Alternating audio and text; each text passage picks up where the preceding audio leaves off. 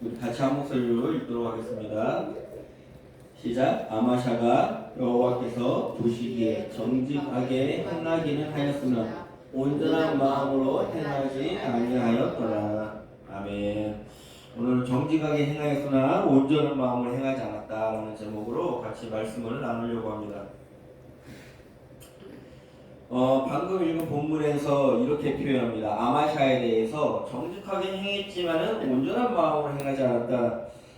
이게 왜 이런 평가를 받았는지, 과연 이런 평가가 무슨 말씀인지 한번 생각해 보려고 합니다.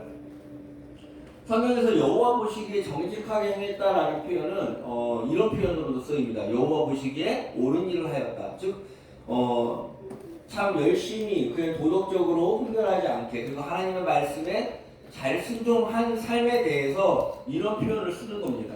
그래서 좋은 칭찬이고 말씀대로 순종했으니까 괜찮은 사람입니다. 그런데 온전한 마음으로 행하지 않았다라는 표현이 사실은 조금 거슬립니다. 왜 그런 표현을 받았을까요? 먼저 아마샤는 이런 행동을 하기 때문에 하나님이 정직하게 행했다라는 표현을 쓰는 것 같습니다. 무슨 일을 했냐?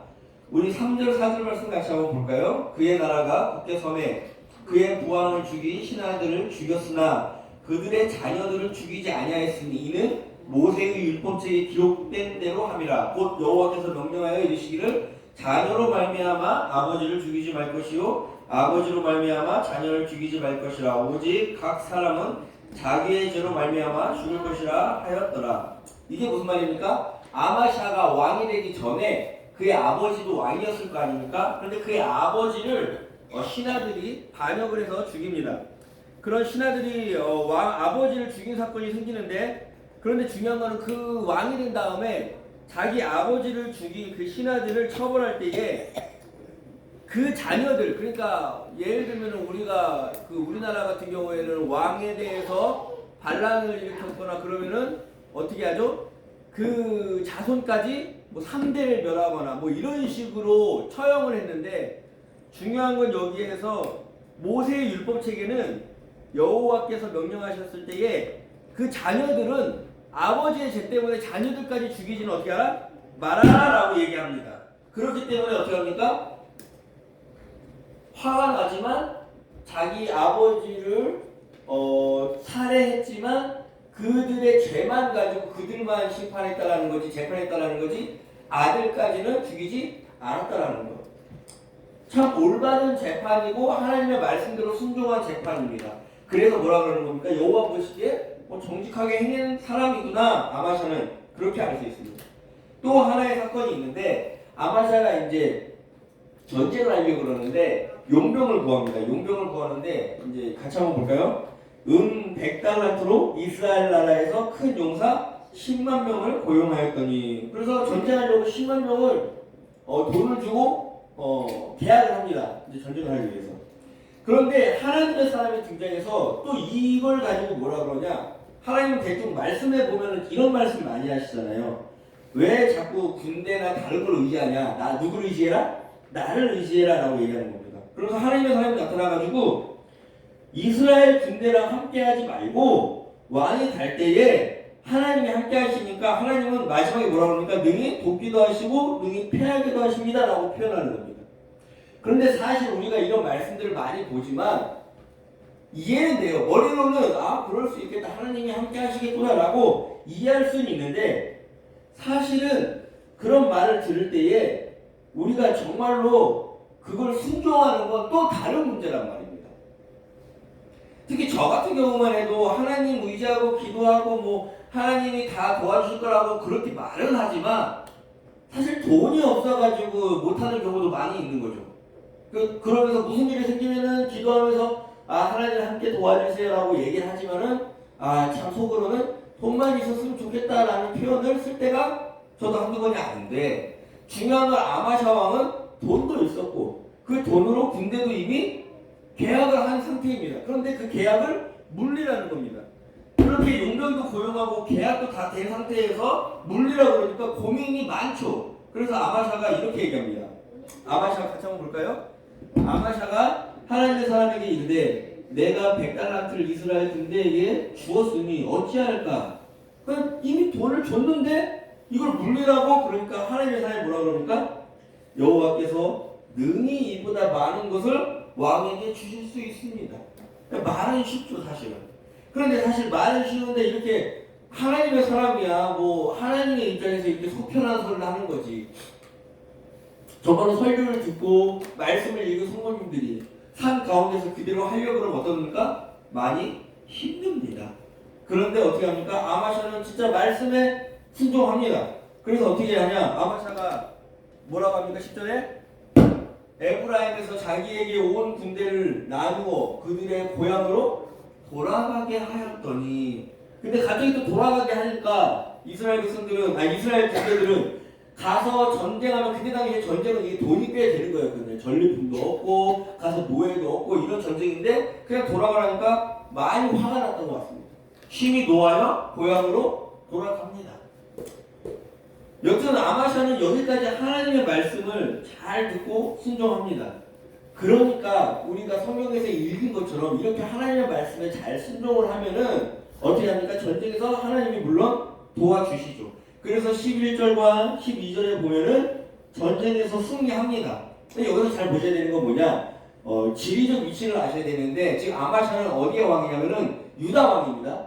유다 왕인데 에돔을 치러 가는 겁니다. 에돔은 유다의 남쪽에 있습니다. 그리고 이 유다가 용병으로 불러온 군대는 이스라엘 군대입니다. 북쪽에 있는 이스라엘 군대. 그러니까 북쪽에서 군대를 불러와서 여기에 있는 이 군인끼리 같이 합쳐서 에돔을 치려고 그랬는데, 그냥 용병은 다시 북쪽으로 돌려보내고 자기들의 군대만 가지고 에돔으로 간 겁니다.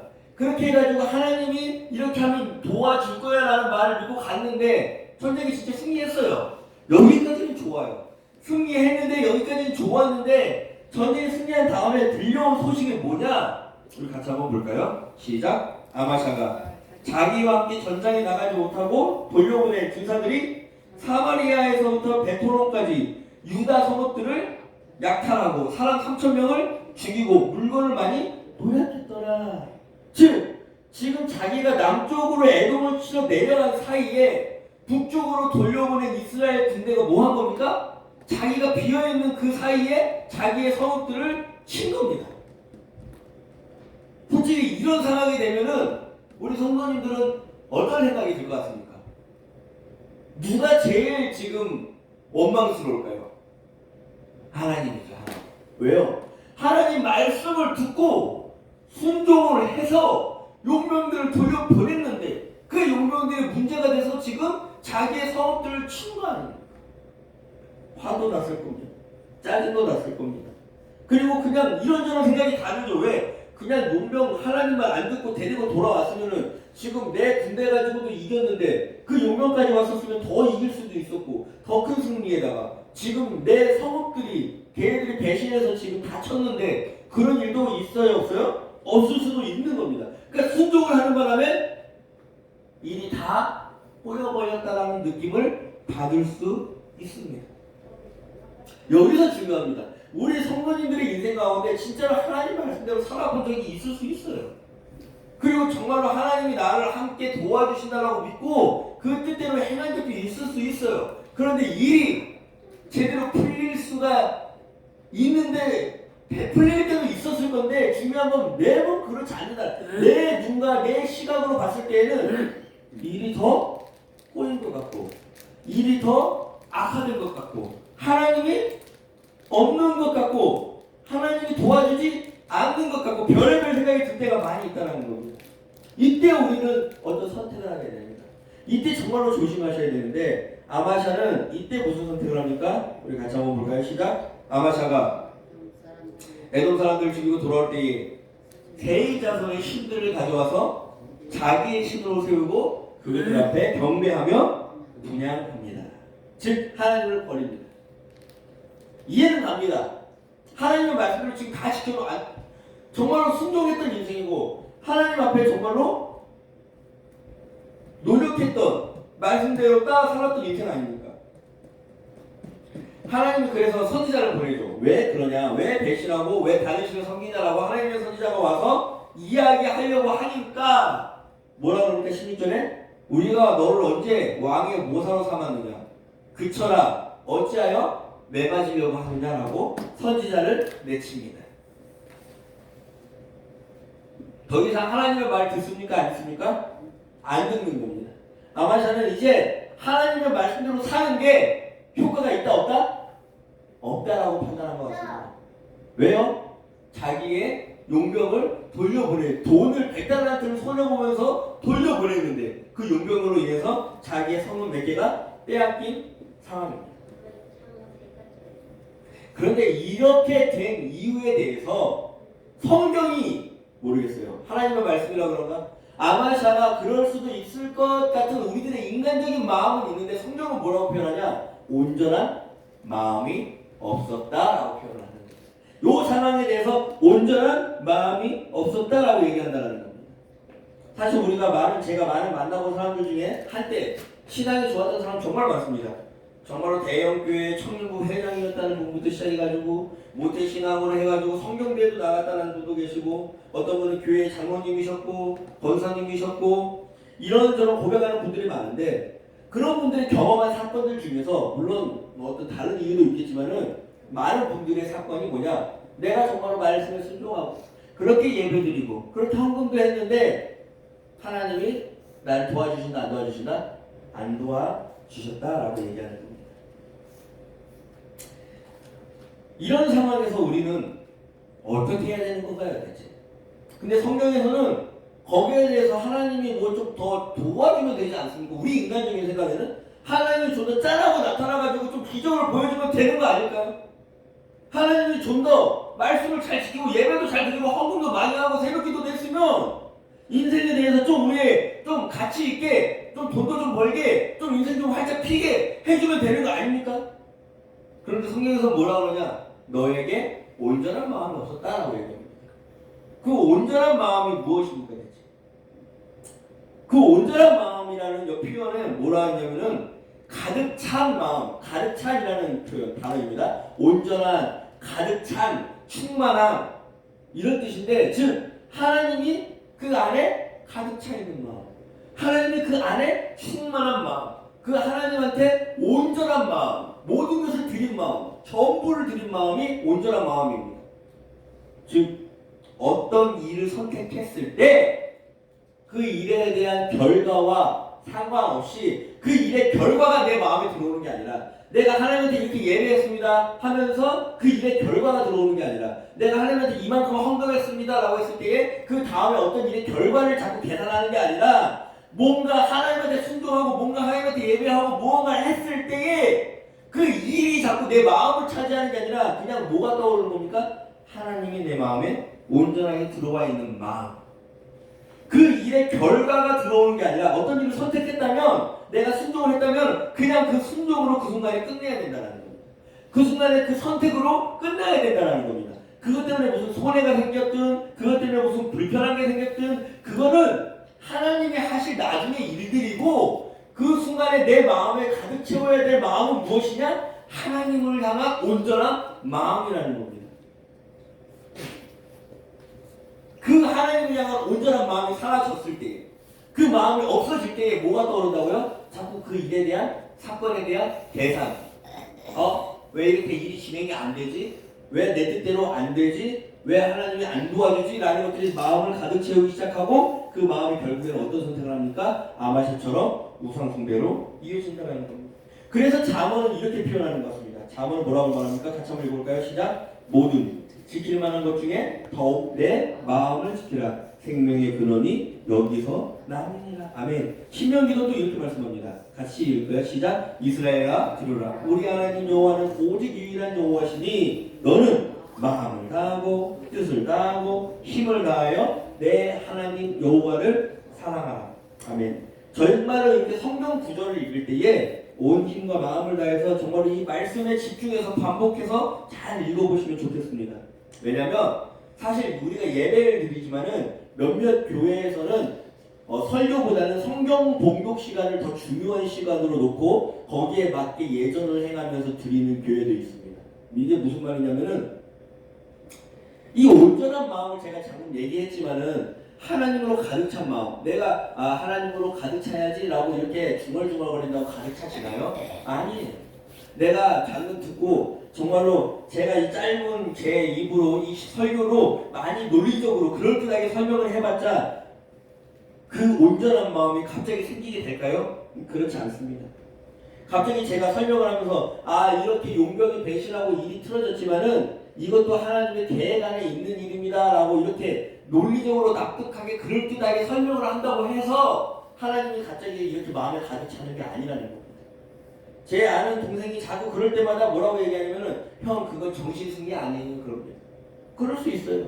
그냥 이런 식으로 논리적으로 어떤 상황이 있을 때마다 어떤 어려움이 있을 때마다 이건 좀 더 나은 내일을 위한 거야 라고 긍정적으로 생각하는 게 그냥 정신승리로 끝날 때도 있어요. 그렇게 비춰 보일 때도 있어요. 근데 지금 제가 여기서 말하는 건 뭐냐면은 그 일에 대한 어떤 결과나 이런 것들이 마음에 들어오는 게 아니라 그냥 하나님으로 가득 찬 마음이 있다는 거예요. 그래서 이거는 신비며 이거는 예배를 통해서 하나님과 함께 일어나는 교감이고 이건 예배를 통해서 하나님과 함께 일어나는 동행이라는 겁니다. 그건 하나님을 만나는 사건입니다. 그건 하나님이 나에게 함께 하시는 사건이 임마누엘 사건이 일어나는 겁니다. 그렇기 때문에 제가 얘기하는 겁니다. 성경 공독에 말씀을 읽을 때에 기도할 때에 언제 어느 순간 그런 사건들의 신비가 일어날지 모르는 겁니다. 그리고 그 온전한 마음이 있을 때에 우리들의 순종이 아름답게 유지될 수 있다는 것. 제가 전에 엘리야에 대해서 이야기한 적이 있습니다. 하늘에서 불을 떨어뜨립니다. 기도하면서 하늘에서 불이 떨어집니다. 놀라운 일들 아닙니까? 곧 하나님의 나라로 바뀔 줄 알았습니다. 왕들이 항복을 하고 자기한테 돌아올 줄 알았습니다. 모든 백성들이 하나님만 섬기게 될 줄 알았습니다. 그런데 그 다음 날 무슨 일이 일어납니까? 이세벨이 너를 찾아 죽이겠다라고 선전포고를 합니다. 즉 현상수배범이 되어버리는 겁니다. 바뀐 건 아무것도 없습니다. 슬픕니다. 정말로 노력하고 하나님만 말씀을 따라서 여기까지 달려왔는데 나 혼자 이스라엘을 상대로 정말로 그 수많은 사람들을 상대로 하나님을 전파하면서 나 혼자 정말 목숨을 걸고 싸웠는데 바뀐 게 없으니까 어떻게 합니까? 로뎀나무 아래 쓰러져 잠을 청합니다. 그렇게 엘리야가 그렇게 쓰러져서 잠을 청하고 지쳐있을 때에 하나님이 말하죠. 다 와서 하나님의 산 호렙으로 나와. 40일 40주야를 갔다가 걸어가면서 거기까지 갔을 때에 불을 떨어뜨린 엘리야에게 세미한 음성밖에 안 들려줍니다. 뭐 놀라운 게 있는 게 아니에요. 세미한 음성을 들려주시는데 엘리야는 어떻게 합니까? 거기서 그 음성, 야 이제 너 이렇게 하늘에서 불을 떨어뜨려도 아무것도 안 바뀐 것 같아도 엘리사를 통해서 그리고 남은 7,000명을 통해서 내가 하나님의 일을 계속 진행할 거야. 언제 이루어질지도 모르지만 지금 당장 바뀐 건 없지만은 그 말 조용한 그 몇 마디 말을 듣고 엘리야는 어떻게 합니까? 다시 일어난다는 겁니다. 이게 왜 가능할까요? 그 마음에 하나님으로 가득 찬 마음이 있었기 때문이라는 겁니다.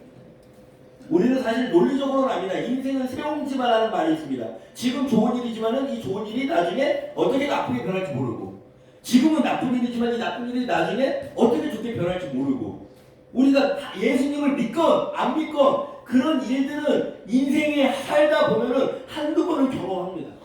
그런 논리로 따지고 들어가면은 자 봐라 용병이 이렇게 배신했지만 그 일이 나중에 더 좋은 일로 될 줄 누가 어떻게 아느냐 라고 얘기할 수도 있는데 그런 논리적인 이야기로 성경은 설득하는 게 아닙니다.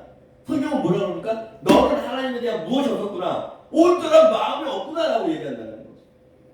그 일에 대해서 하나님을 신뢰하는 마음 그 일에 대해서 하나님만 사랑하는 그 일 자체를 생각하는 게 아니라 어떤 순종 자체를 계속 계산하는 게 아니라 그냥 하나님으로 가득 찬 마음이 필요했다라는 겁니다. 그래서 오늘 본문을 읽으면서 우리는 하나님을 향한 온전한 마음의 필요성을 얘기하고 싶습니다. 그것은 어떤 논리적으로 설득하는 힘이 아니라 그냥 하나님으로 가득 찬 마음 하나, 그것 하나라는 겁니다. 그 마음이 우리들 삶을, 신자로 살아가는 우리들의 삶을 포기하지 않고 유지할 수 있게 만들어 줄 줄로 믿습니다. 생각을 해보십시오. 우리가 어떻게 인간이 그 위대하고 하나님이 계시다면 진짜 하나님이 계십니다. 그런데 하나님이 계시다면은 그 위대한 하나님, 전능한 하나님, 창조의 하나님 아닙니까? 정말로 인간과 어떤 개미와의 어떤 그런 격차 아닙니까? 그런데 어떻게 인간이 하나님과 같이 동행하면서 같이 일을 할 수 있다라는 말이 있을까요, 성경은? 우리가 할 수 있는 건 아무것도 없는데 하나님에 비해서. 하나님이 혼자 다 하시면 되는데 왜 우리는 하나님과 동행할 수 있다라고 얘기하나요, 성경은? 성경에 나오는 많은 인물들을 보니까 그들에게 있었던 단 한 가지가 무엇이었냐? 하나님을 향한 온전한 마음이었구나. 자기가 어떤 일을 행해서 어떤 많은 순종이나 어떤 많은 어떤 능력, 어떤 많은 그냥 어떤 뭐라 그럴까요? 그 업적 이런 것들을 쌓아서 하나님의 동역자로 인정되는 게 아니라 어떤 일이든 어떤 상황이든 그의 마음 가운데 누구만 가득 차 있었구나? 하나님이 가득 차 있었구나. 하나님의 말씀이 가득 차 있었구나. 하나님을 향한 그 사랑이 가득 차 있었기 때문에 하나님 뭐라 그럽니까? 하나님과 동행하는 동역자로 인정하는 거구나 라고 말씀하신다라는 겁니다. 그래서 우리가 온전히 하나님의 계획이라든지 하나님 하신 일들을 다 이해하거나 다 알아채지 못하더라도 그 길을 포기하지 않고 걸어갈 수 있는 이유, 마음에 하나님을 향한 온전한 마음이 있었기 때문이라는 것입니다. 그래서 우리는 이런 온전한 마음이 필요합니다. 우리가 아마샤와 비슷한 상황을 당할 수 있습니다.